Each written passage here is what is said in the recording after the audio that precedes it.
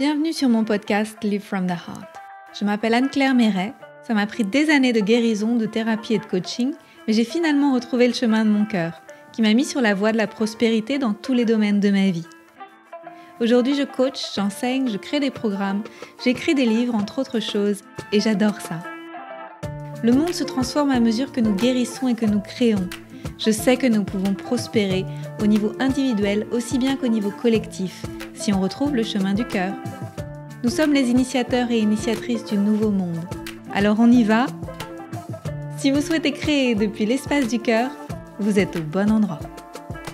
Bonjour et bienvenue dans un nouvel épisode. Aujourd'hui avec Camille Thomas, que je suis vraiment ravie d'accueillir. Camille est coach santé. Elle va parler de son chemin en relation avec l'anxiété, qui est quelque chose qui me tient vraiment à cœur aussi parce que l'anxiété a fait une grande partie à diriger une grande partie de ma vie. Camille, tu fais aussi de la nutrition fonctionnelle et du breathwork. Tu as beaucoup de cordes à ton arc, comme je dis aussi beaucoup de magie dans ta boîte à magie. Merci beaucoup d'avoir accepté cette conversation ensemble. Bienvenue. Merci infiniment Anne-Claire pour cette invitation, je suis ravie d'être ici. Merci à toi. Est-ce que tu veux bien te présenter avec tes mots, s'il te plaît ? Oui, avec plaisir. Donc moi c'est Camille, effectivement je suis coach de santé. Je fais de la nutrition fonctionnelle, je suis tombée dans la marmite assez tôt de la nutrition. Moi j'aime bien dire que j'avais des parents un peu hippies. Pour l'époque, on va dire, on recevait déjà, nous, les cartons de purée d'amandes il y a 25 ans. J'ai l'impression d'être vieille quand je dis ça.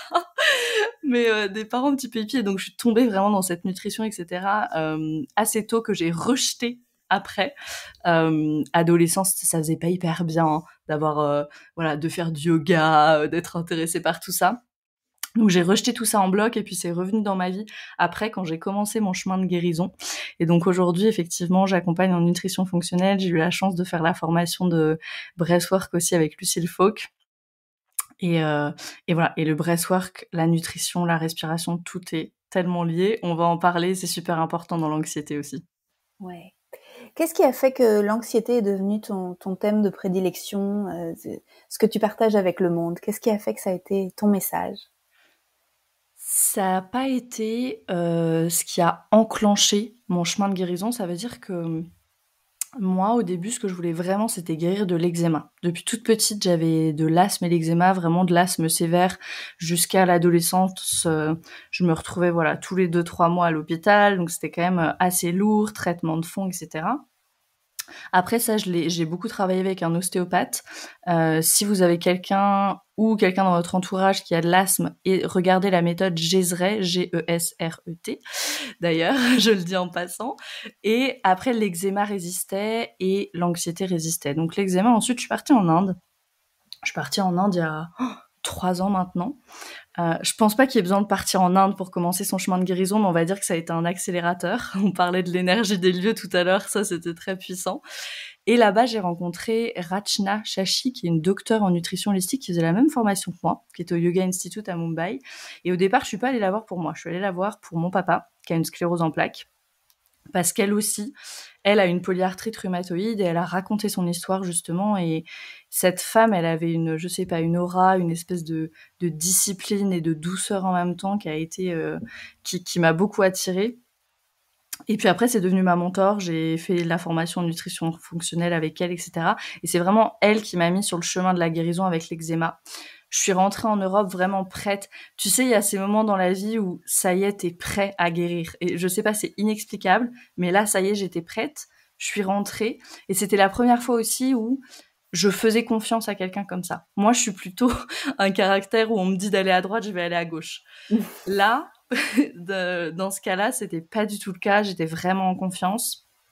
Je me suis laissée accompagner, j'ai appliqué les grands principes qu'elle m'avait partagés et la guérison s'est faite très rapidement sur l'eczéma en fait. Ça a été vraiment 3 semaines, 1 mois. Moi j'aime bien dire j'ai fait en 21 jours ce que les médecins n'ont pas fait pour moi en 21 ans avec l'eczéma.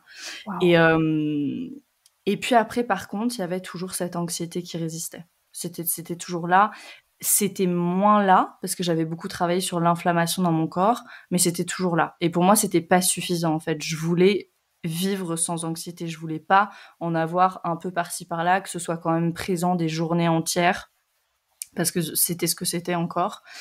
Et donc, j'ai commencé à explorer les autres parties. Alors d'abord, les autres parties de moi au niveau physiologique. Il y avait beaucoup à travailler sur l'équilibre hormonal, notamment, qui avait été complètement perturbé par une prise de pilule avec un syndrome prémenstruel terrible, terrible, terrible. Donc ça a été un petit peu le prochain gros chantier. Et puis après ça, c'était un petit peu mieux, mais c'était toujours là. Et donc j'ai continué comme ça mon exploration. C'est vraiment comme ça que c'est venu, jusqu'à ce que je puisse dire, ok, maintenant je suis vraiment libérée de l'anxiété.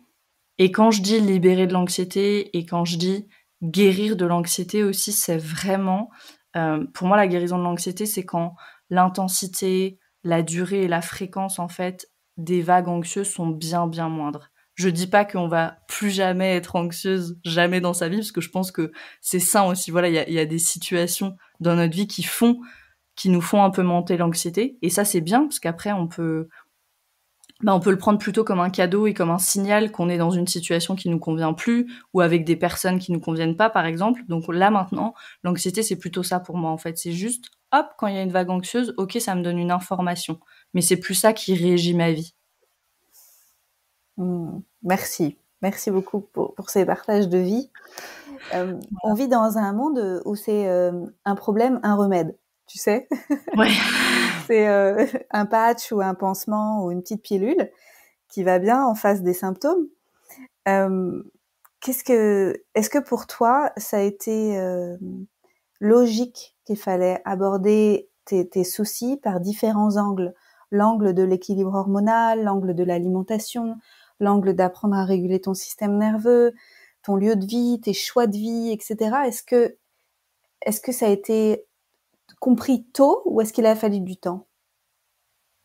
Non, j'ai compris ça assez tôt, même très tôt. Je sais pas si c'est à cause ou grâce, du coup, je vais dire, à mon papa en fait. Parce que lui, pour cette maladie auto-immune qu'il avait, et lui, ça a été une vraie descente, hein. Enfin, la sclérose en plaques, c'est une maladie dégénératrice.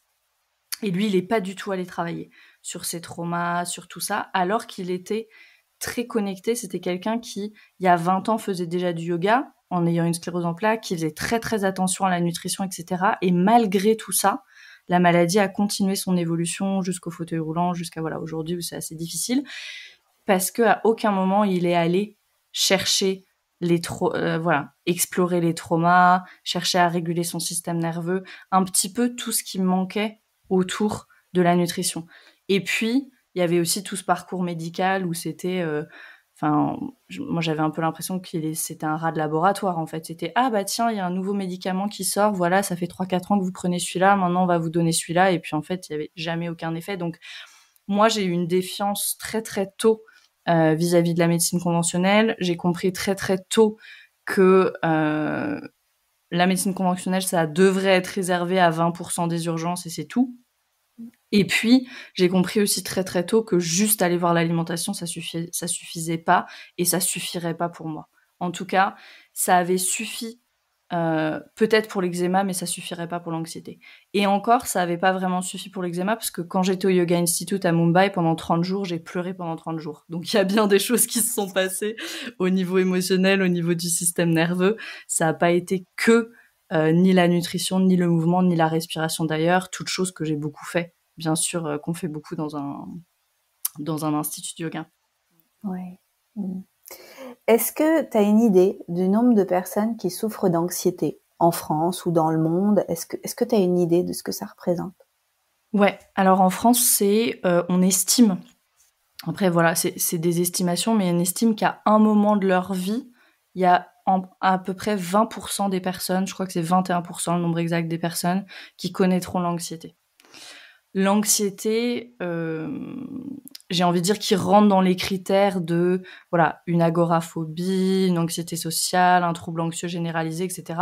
Dans ces chiffres-là, il n'y a pas finalement il n'y a pas toutes les personnes qui sont anxieuses mais qui vont jamais aller voir un psy ou jamais aller voir leur médecin en disant que je suis anxieuse, il faut faire quelque chose. Donc moi j'estime que c'est plutôt au moins le double. Oui, c'est aussi ce que je pensais. Je me disais, on doit bien être à peut-être même les 2/3, les 3/4 de la population. Oui. Mais il y en a qui le disent pas parce que c'est pas bien vu. Exactement. Exactement, Ouais. et puis parce qu'on sait pas trop quoi en faire, en fait. On sait pas trop quoi en faire, ça c'est une première chose, en précisant aussi que les femmes sont 2 fois plus atteintes que les hommes là-dessus. En tout cas, dans les chiffres officiels, on va dire. Hein. Mais déjà, on sait pas trop quoi en faire, et puis à un moment donné, on arrive à se convaincre que c'est dans ma nature. Je suis anxieuse de nature. Moi, j'entends très souvent ça. C'est dans ma nature. Alors ça, Donc, c'est je un de dois mes grands l'accepter. messages. Voilà, je dois l'accepter, je dois vivre avec, et surtout, je ne pourrai rien changer. Parce que quand je dis c'est dans ma nature, c'est un peu comme quand on dit c'est ma personnalité. Ça veut dire, ce que ça veut vraiment dire, c'est je ne peux pas changer. Ouais. Ce qui, moi, ça me fait sauter au plafond, comme quand on dit « Ah, mais tu sais bien, ta grand-mère, elle a 80 ans. Elle peut pas changer. Pourquoi ?» Donc non, ça c'est vraiment un de mes grands messages. L'anxiété n'est pas dans ta nature, ça c'est une première chose. Et la deuxième chose, c'est ce n'est pas non plus dans ta tête.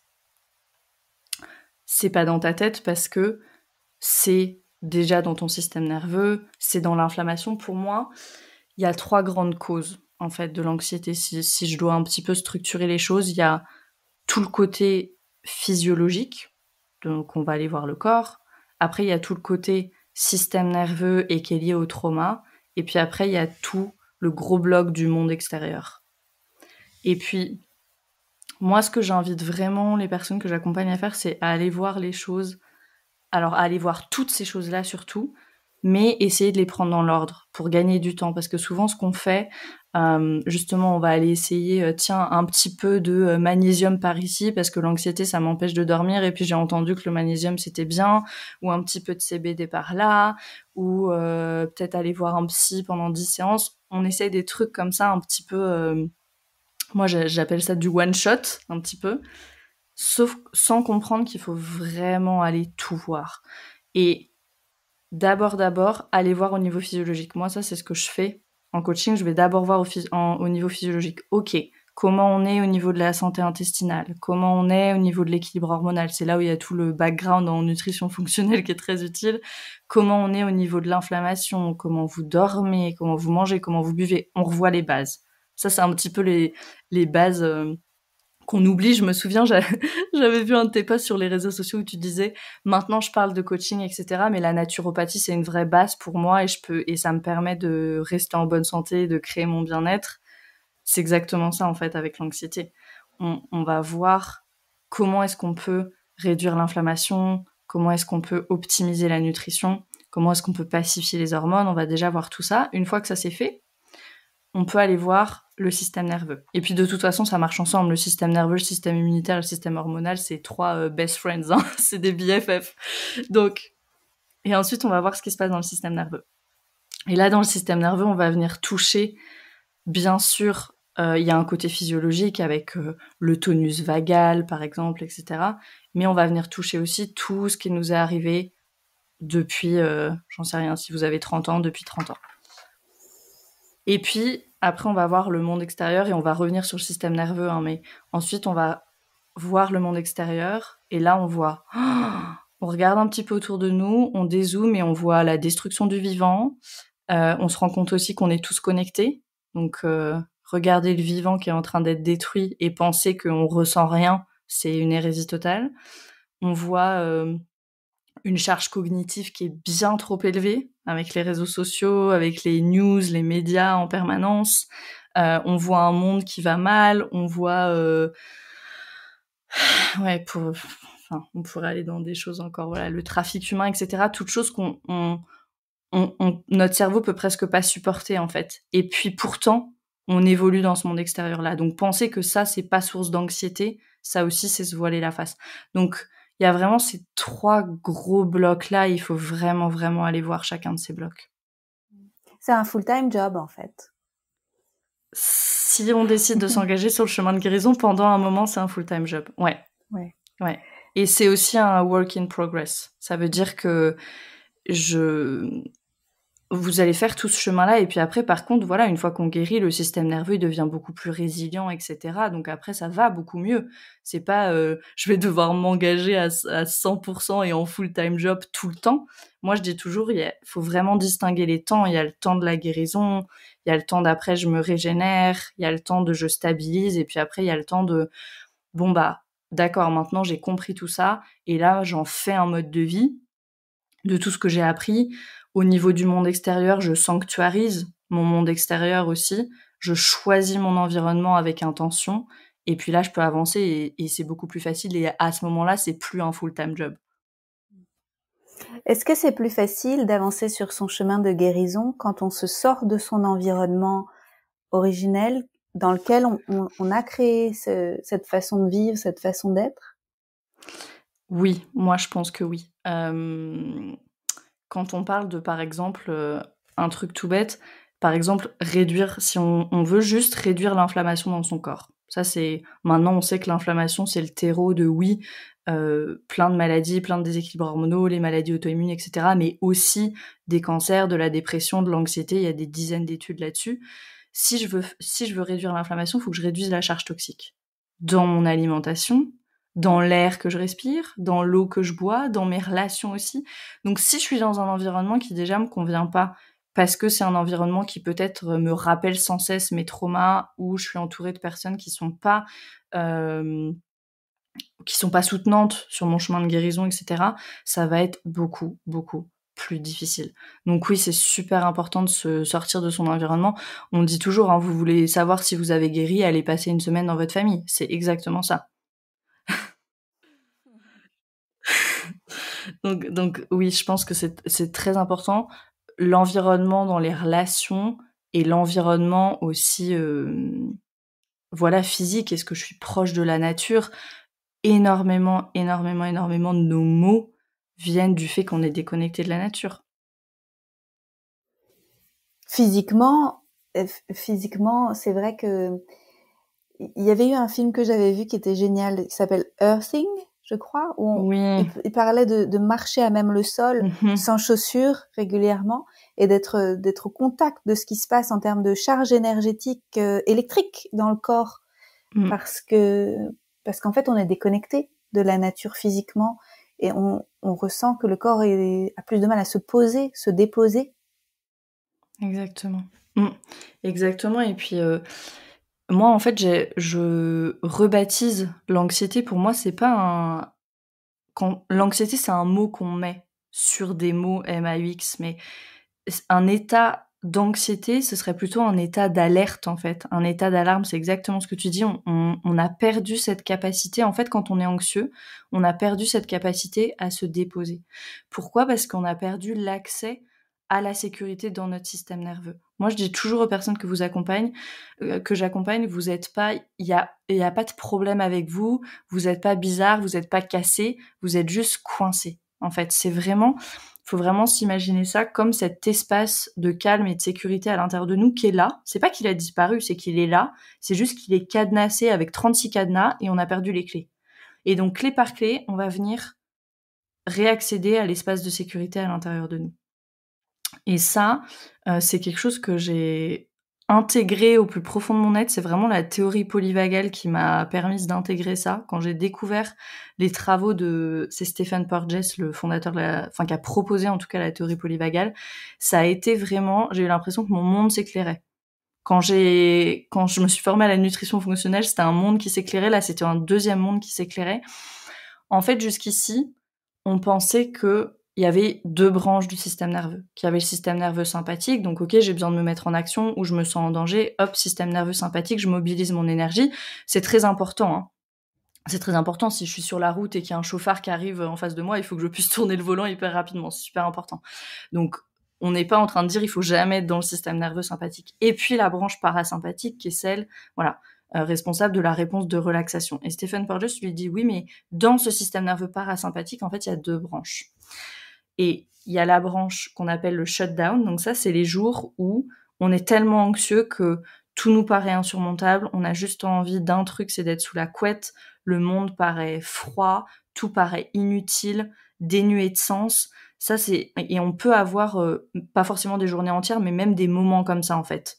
Je suis en shutdown. Et puis, il y a l'autre branche qui est l'énergie qu'on appelle vagale ventrale, qui est vraiment cet espace de sécurité à l'intérieur de nous, où je me sens résiliente.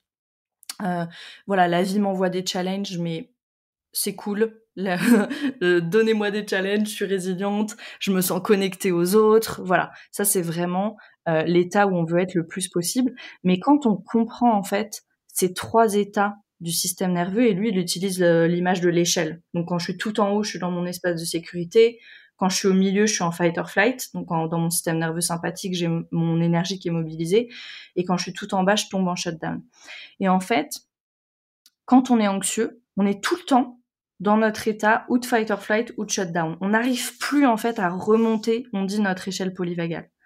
Et en fait, quand on comprend ça, c'est hyper éclairant, hyper déculpabilisant, même si on l'élargit un petit peu hors de l'anxiété, pour toutes les pathologies finalement qu'on nomme les maladies mentales, mais pour moi qui sont pas des maladies, en fait c'est juste des personnes qui ont perdu l'accès à leur espace de sécurité à cause de tout ce qui leur est arrivé dans la vie, et ça c'est le résultat du trauma en fait. Un système nerveux qui est resté bloqué dans des états de fight or flight ou de shutdown, et qui n'arrive plus à accéder à cet espace de sécurité parce qu'il n'y a plus rien qui est safe, parce qu'il y a eu trop de moments dans la vie où je me suis sentie dépassée, et du coup j'ai perdu l'accès en fait.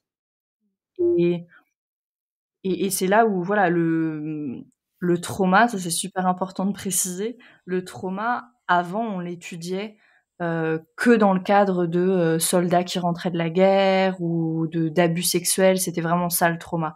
Maintenant, on s'est rendu compte que le trauma c'est toutes les situations où on s'est senti dépassé. Je sais que toi aussi t'adores Gabor Maté, Oui. toutes ces œuvres, etc. Moi aussi, j'ai binge-watché, binge-lu tous ses livres. Et lui, voilà, c'est vraiment ce qu'il dit. Et ça, c'est ce qu'on comprend aujourd'hui. Et c'est assez récent, le fait de comprendre ça, en fait, que le trauma, c'est plus l'addition de toutes les situations où on s'est senti dépassé dans notre vie, plutôt qu'un gros événement qui fait de nous une personne traumatisée, en fait. Un trauma, ça peut être je fais faillite financièrement, j'ai eu une maladie longue, j'ai eu un accident de voiture. Tout ça, en fait, c'est du trauma. C'est tous les moments où je me suis sentie dépassée dans ma vie, où je pouvais plus faire face, où j'avais l'impression d'être impuissante. Oui. Et les traumas, je crois que c'est Viktor Frankl qui dit que la souffrance, elle remplit de toute façon une pièce, et qu'on peut vivre des types de souffrances différentes et des histoires différentes, mais de toute façon, on va vivre des intensités de souffrance importantes chacun dans notre vie, et qu'on peut pas comparer les traumas les uns avec les autres. Ouais. Ouais. Je suis vraiment d'accord avec ça. Et le résultat du trauma, en fait, c'est exactement ça. C'est un système nerveux qui finalement reste coincé dans le passé. Et donc nous, en fait, on avance comme ça, on est des traumas. Moi, j'aime bien dire qu'on est des traumas sur 2 pattes. On est des traumas sur pattes, avec une fenêtre de tolérance qui est hyper réduite. En fait, on est très peu quand on a été traumatisé comme ça, et puis qu'on n'a pas apporté de la conscience en fait sur notre système nerveux. On est toujours dans une fenêtre de tolérance qui est réduite. Donc on est tout le temps dans un système dérégulé. On est très peu dans cette fenêtre de tolérance, et donc du coup dans cette énergie vagale ventrale où on a de la résilience, où on peut faire ça face aux choses. Et ça se traduit par du coup, voilà, par exemple un tout petit événement qui va déclencher une vague d'anxiété si on reste avec l'anxiété. Où je vais finalement je vais être tout le temps dans la réaction, et dans une réaction qui est peut-être pas très proportionnée par rapport à la situation donnée. Waouh, ça me parle, parce que le mois dernier j'ai dû aller chez le dentiste, et ça m'a réactivé des choses de l'enfance, des vieux traumas dentaires, et c'est vrai que j'ai senti que ma réaction était complètement disproportionnée. Et pourtant, je vais plutôt bien au quotidien, et j'ai de moins en moins de crises d'anxiété. Mais c'est des couches et des couches et des couches. Donc exactement. Avec patience et avec amour, et le fait de vivre avec un amoureux qui qui connaît très bien toutes ces choses-là, ça aide énormément aussi. Je mesure ma chance. Mais tout à l'heure, quand tu décrivais les symptômes et aussi comment ça se passe avec la théorie polyvagale, ça me faisait beaucoup penser à l'insomnie. à ce que j'ai vécu aussi avec l'insomnie. Est-ce qu'il y a beaucoup d'anxieux qui ont aussi des insomnies? Oui, énormément, énormément. Ouais. Et puis l'anxiété et l'insomnie, c'est un petit peu comme l'inflammation et la santé intestinale. Tu sais, c'est vraiment l'œuf ou la poule. Parce que je dors pas, donc du coup, mon cerveau ne se régénère jamais, ne se nettoie jamais. Les pensées ne s'arrêtent jamais. Et du coup, je me réveille le lendemain matin, même si j'ai pas dormi. J'arrive au lendemain matin et je suis encore plus anxieuse. Et la fatigue, ça fait que j'ai encore moins de résilience. Et puis, plus je suis anxieuse, moins je dors. Donc, à un moment donné, il faut vraiment, vraiment venir, voilà, euh, Mm. couper ce cercle vicieux. Ouais, c'est ça. Dis-moi, qu'est-ce que tu en penses de ce qui se passe en ce moment dans le monde? Parce qu'on vit quand même une société traumatisée. On est une Mhm. société traumatisée. Et une société qui cumule tous ces symptômes de vie où les gens sont en burn-out, en fatigue chronique, ils ont des maladies aussi, comment on dit, Auto-immune. de vie. Ouais, ouais, Je pensais plutôt à tout ce qui est, tu sais, diabète, toutes ces ouais. choses qui sont en lien avec le style de vie. Euh, Qu'est-ce que ça donne selon toi le fait de vivre dans cette société d'anxieux physiques chroniques? Ouais, bah alors c'est justement, on parlait tout à l'heure du fait de plus arriver à se déposer. Alors déjà, une première chose, c'est qu'on est déconnecté des lieux où on pourrait se déposer, c'est-à-dire les lieux, voilà, la nature, ça c'est le premier lieu auquel je pense. Et moi, la nature, c'est ça qui m'a fait me mettre en chemin, vraiment me mettre en chemin avec mon anxiété, parce que moi, je suis une grande fan des cascades. J'adore les cascades, je pourrais regarder des cascades pendant 3 heures. Mais j'ai eu un jour où j'ai eu une grande réalisation, j'étais devant cette petite cascade là ici en Slovénie, et je me disais, je suis devant cette cascade, mais je n'arrive pas à être ici avec la cascade. Je regarde la cascade, mais en fait je suis dans mes pensées.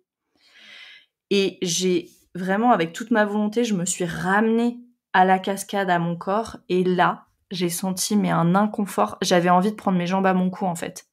Je ne pouvais pas rester là, juste à regarder la cascade, être dans mon corps. C'était impossible. Et là, je me suis dit, il y a quelque chose. C'est pas possible, il y a quelque chose. Et c'est là où je me suis mis en chemin avec la théorie polyvagale, à explorer tout le trauma, etc. Parce que c'était un endroit où j'aurais pu me déposer et c'était impossible pour moi. Donc ça, c'est une première chose, on est déconnecté des lieux où on pourrait se déposer. Une deuxième chose, c'est qu'il y a un phénomène qui s'appelle la corégulation avec le système nerveux. La corégulation, c'est le fait c'est deux systèmes nerveux qui vont comme communiquer l'un avec l'autre. La corégulation, c'est pas juste j'offre mon soutien à quelqu'un. C'est vraiment, par exemple, là, si on était toutes les deux l'une à côté de l'autre, si moi je suis dans un état défensif, je suis en fight or flight ou en shutdown ou même je freeze complètement, et toi t'es bien ancré dans ton énergie ventrale vagale, tu te sens en sécurité, tout va bien, tu vas m'envoyer des signaux de sécurité par ta voix, par ton sourire, par ta posture aussi, par juste la façon dont voilà tu bouges la tête, etc. Et mon système nerveux il va intégrer ces signaux-là pour dire ah ok, moi aussi je suis en sécurité. Et il va utiliser ces signaux pour remonter son échelle polyvagale. Ça, c'est la corégulation. Ça, c'est la corégulation dans le bon sens. Mais le fait de vivre avec des personnes, avec la majorité des personnes qui sont dérégulées, qui ont un système nerveux dérégulé, ben on a cette corégulation, mais dans l'autre sens aussi. Donc en fait, et on le sent hein, quand on est avec une personne qui est tendue, qui est dans un état voilà, qui est sur la défensive, en fait, et ben nous aussi on a tendance à se mettre sur la défensive si on n'est pas super super bien ancré dans notre énergie vagale ventrale. Donc c'est ça aussi qui se passe au quotidien en fait. Au quotidien, on se dérégule à cause des autres. D'où l'importance aussi, euh, en, et ça revient aux toxicités dans les relations, mais d'où l'importance de vraiment vraiment s'entourer de personnes qui sont régulées en fait au niveau de leur système nerveux, surtout au début du chemin de guérison, c'est super important. Au début du chemin de guérison, on peut pas vraiment se permettre déjà que nous on navigue comme ça dans les états de notre système nerveux, on essaye d'y amener de la conscience, on commence à amener de la conscience sur nos perceptions, parce que ça je l'ai pas précisé, mais tout ça se passe hors de notre conscience, hein. C'est notre système nerveux qui fait son boulot, il est là pour notre survie, ok. Mais donc il y a ce phénomène là, et puis après il y a bien sûr voilà, les médias, ils sont là pour déréguler nos systèmes nerveux et pour qu'on continue à écouter les infos en espérant trouver un petit signe de sécurité qui va nous faire c'est bon. Donc ouais, il y a tout ça et bien plus. Donc là, ça revient encore à un choix à faire, c'est-à-dire à choisir un environnement qui est générateur d'un autre possible pour notre vie et couper avec tout ce qui nous rend anxieux, les réseaux sociaux, en tout cas le faire avec modération, les réseaux sociaux, les médias, etc. Donc ça demande un nettoyage. Exactement. Ça demande vraiment un nettoyage et ça demande vraiment de s'entourer des bonnes personnes. Moi, il y a pas longtemps, j'ai regardé le documentaire qui s'appelle Bigger Than Us par Flore Vasseur qui a été diffusé dans le sommet de Gaïa là. Et ce documentaire-là, c'est toujours, tu sais, ces documentaires qui montrent l'état du monde où t'es super désespéré, puis tu te dis mais il y a quand même des personnes qui agissent, etc. Et donc la grande question en fait, c'est pourquoi est-ce que on n'a pas tous l'énergie tout le temps de se battre pour ce qui est important en fait, parce qu'on est complètement submergé par notre anxiété finalement, et donc là, si on veut pouvoir avoir cette énergie-là, la plupart des activistes, ils sont en burn-out, de toute façon. Pourquoi ils sont en burn-out ? Aussi parce qu'ils se sentent seuls. Donc là, on revient à cette importance de la co-régulation. Et cette co-régulation, elle commence dans l'enfance, en fait. Et du coup, là, on va faire le lien avec le trauma. On fait tout le temps du lien, mais la co-régulation, elle doit être là dans l'enfance. On se co-régule sur le modèle de nos parents. Si vous aviez des parents qui s'auto-régulaient très très bien, qui étaient à l'aise avec leurs émotions, etc., vous allez avoir beaucoup plus de facilité à vous auto-réguler après adulte. Si vous aviez des parents qui créaient sans cesse, on appelle ça des ruptures, en fait. On appelle ça des ruptures dans la co-régulation. Un enfant, il n'a pas de capacité d'auto-régulation. Donc il utilise tout le temps le système nerveux de ses parents pour se co-réguler. Et si on a des parents qui, par exemple, vous savez, c'est un peu c'est cette scène, on l'a tous vu, ça. T'es dans un restaurant et puis tu vois un enfant qui pique une crise de colère ou qui est super agité, etc. Puis t'as les deux parents rivés sur le téléphone portable. Et ben ça, c'est une rupture. Et donc toutes les ruptures comme ça de co-régulation, elles doivent être réparées. Donc ça peut être, juste prendre l'enfant dans ses bras, etc. Mais si on a une multiplication des ruptures qui sont pas réparées, ensuite on va développer cet attachement qu'on dit pas sécure, qu'on dit anxieux, et on va être super anxieux dans nos relations, on va se sentir seul, on va se sentir abandonné, on va se sentir pas considéré, etc. Donc, après, la bonne nouvelle, c'est que, au même titre qu'on n'est pas victime de nos gènes, maintenant on sait c'est l'épigénétique et puis on peut éteindre ou allumer nos gènes, on n'est pas victime non plus de ces ruptures dans notre enfance, on n'est pas victime de notre éducation, il y a la neuroplasticité, on peut changer les choses. Et on peut nous-mêmes développer cette capacité d'autorégulation pour revenir à l'espace de sécurité, dans l'espace de sécurité à l'intérieur de nous, qui est là, mais qui est cadenassé encore une fois. On a juste perdu l'accès. Waouh. Est-ce que tu as des méthodes préférées ? Ouais. Oui, il y en a plein. Alors, la respiration, c'est sûr, ça en est une. La respiration, pour moi, c'est un petit peu à l'interface de tout, en fait, parce que ça va nous permettre... toi, je sais que tu connais aussi très bien le breathwork. Si on prend l'exemple du breathwork, ça va nous permettre cette détoxification profonde, donc on va baisser l'inflammation. En même temps, on va pouvoir activer le système nerveux parasympathique. En même temps, on va pouvoir libérer des émotions qui étaient coincées là depuis longtemps. Donc ça, c'est un petit peu pour moi... Voilà. C'est un petit peu la plaque tournante qui fait le lien entre toutes les dimensions qu'il nous faut aller voir quand on s'engage dans le chemin de guérison. Ensuite, il y a l'écriture qui peut être très très intéressante. Rien que moi, c'est quelque chose que je fais faire, par exemple, aux personnes que j'accompagne tout au début.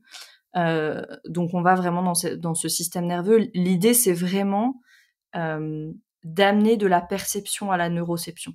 Le système nerveux, ça s'appelle la neuroception, il est tout le temps en train de scanner notre environnement pour évaluer si on est en danger ou si on est en sécurité. Le système nerveux, il analyse rien d'autre, c'est danger ou sécurité. Ça, c'est la neuroception, ça se fait hors de notre conscience. Et donc, l'idée pour venir réguler, c'est d'amener de la perception à cette neuroception, donc d'amener de la conscience, de mettre en lumière.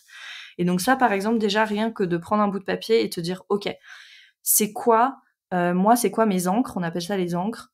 C'est quoi mes moments où je suis bien ancrée dans mon énergie vagale ventrale, où je me sens en sécurité. Si vous voulez le faire à la maison, je vous donne un exemple pour moi, par exemple. Moi, me faire un chocolat chaud, c'est un truc qui est hyper régénérant pour moi.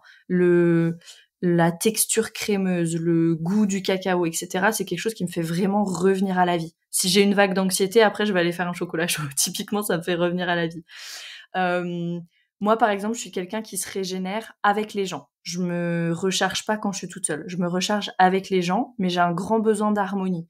Donc, par exemple, un week-end avec des amis, où on est ensemble, où je ressens cette chaleur humaine, ça, c'est une ancre de sécurité pour moi. C'est un moment où je suis vraiment dans mon énergie vagale ventrale.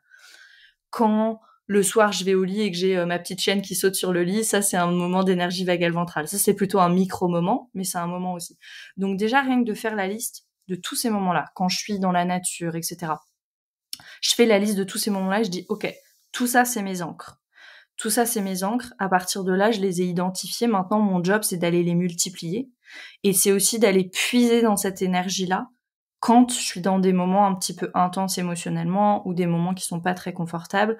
Je peux aller puiser dans ces encres-là. Donc ça, par exemple, ça va être, faire une liste, l'écriture.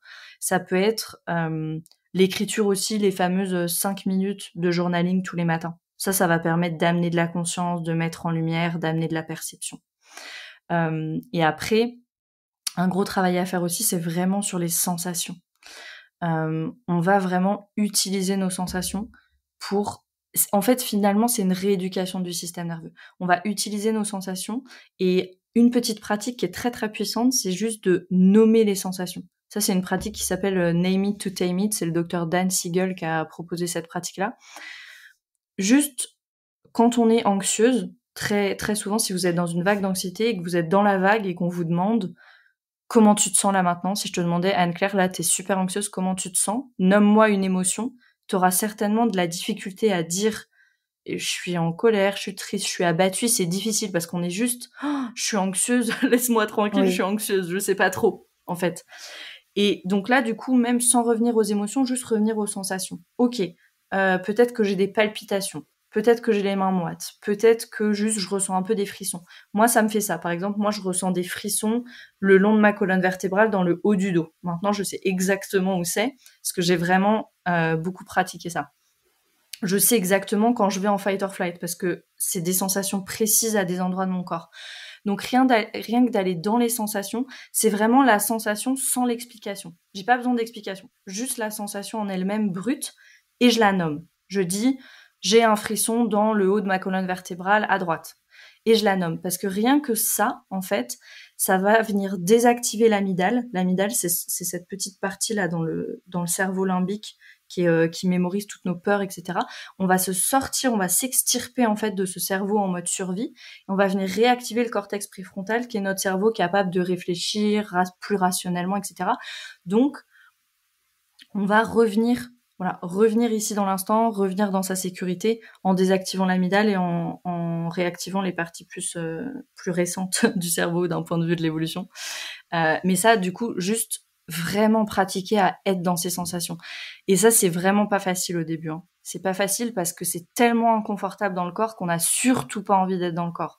Donc il y a un espèce de confort à être dans sa tête en fait quand on est dans l'anxiété. C'est pour ça qu'on a tendance à croire c'est dans ma tête ou c'est dans ma nature pour boucler la boucle. Donc non, c'est pas dans votre tête et toutes les pratiques qui vont permettre de revenir dans le corps vont être très très bénéfiques. Waouh, ça m'a ramené là 10 ans en arrière quand j'essayais de régler mes insomnies et que je voyais une naturopathe sophrologue qui me faisait faire des scans corporels. Elle me disait reviens toujours au scan corporel. Et encore maintenant, c'est ce qui me suit quand je vais me coucher, c'est sentir, tu vois, mon poids sur le lit, sentir en fait, pour revenir à chaque fois. Et je voudrais dire que c'est de plus en plus facile, que c'est dur au début, mais qu'est-ce que ça vaut le coup? Ouais. Oui.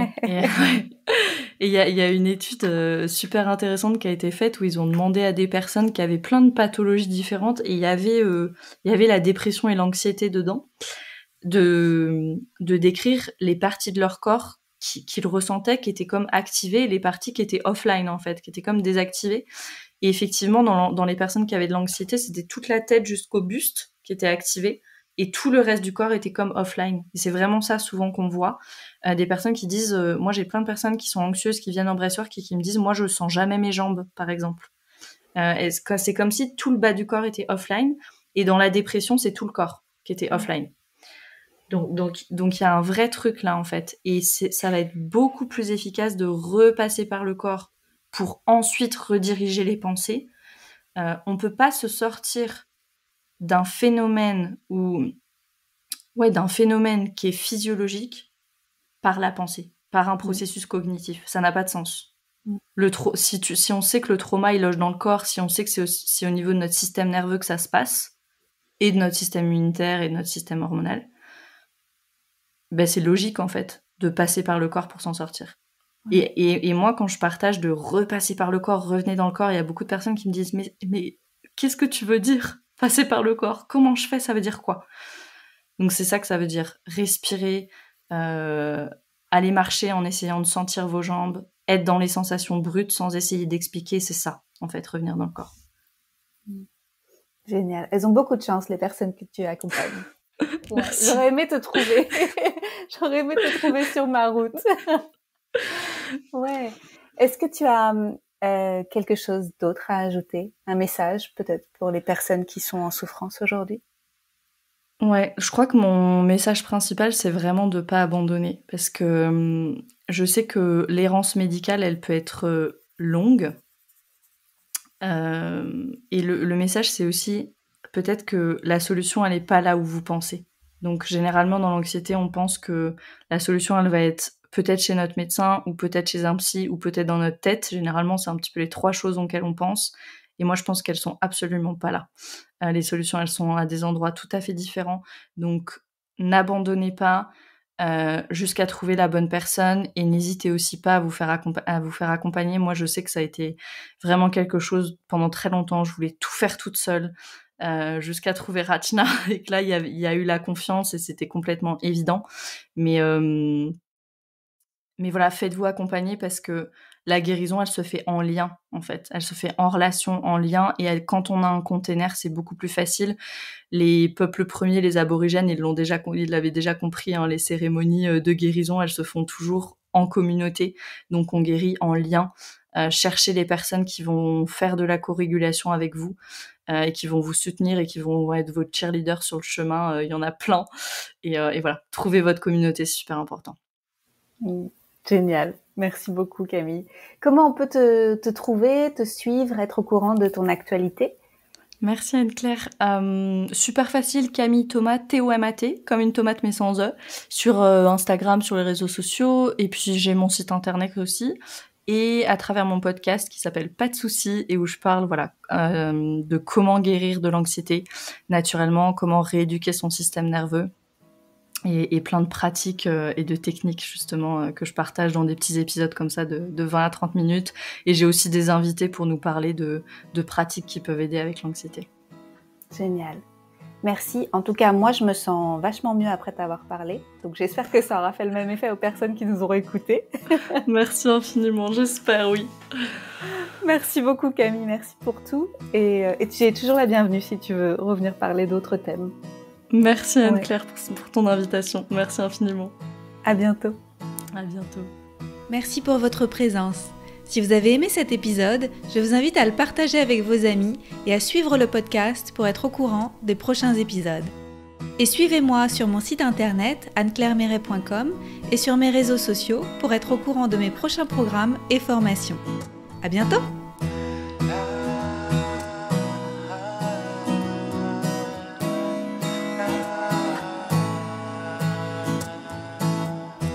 Love.